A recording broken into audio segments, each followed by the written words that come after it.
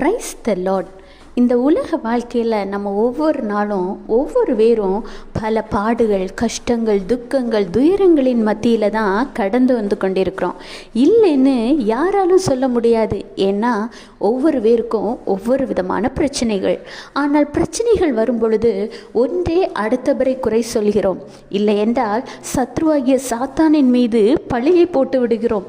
இன்னும் சிலர் படைத்த ஆண்டவரையே குறை சொல்கிறோம்.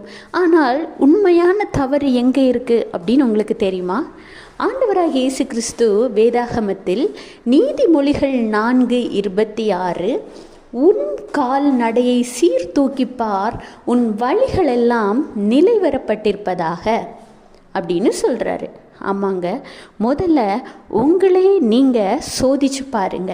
இந்த பிரச்சனை எனக்கு வந்திருக்குன்னா இதற்கு என்னிடம் ஏதாவது தவறு இருக்கா? நான் காரணமாக இருந்தேனா?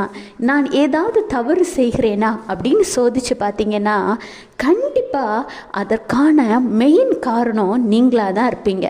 நீங்கள் உங்களை விட்டுக்கிட்டு உலகத்தையே தேடிக்கிட்டு இருந்தால் எப்படி? இன்றைக்கு உங்களிடம் இருக்கிற இந்த போராட்டத்திற்கும் பிரச்சனைகளுக்கும் காரணம் எது என்பதை உங்களுக்குள் நீங்கள் தேடி பாருங்க. அந்த வழியும் உங்களுக்குள்ளே இருக்கும். உங்களில் அதை நீங்கள் கண்டறிந்து சரி செய்யும் பொழுது நீங்கள் மலை போல நினைத்து கொண்டிருக்கிற எல்லா பிரச்சனைகளும் ஆண்டவராகிய இயேசு கிறிஸ்துவின் உதவியினால் பனி போல் மாறும். கர்த்தர் உங்களையும் உங்கள் குடும்பத்தையும் ஆசீர்வதிப்பார். Have a blessed day. Jesus bless you.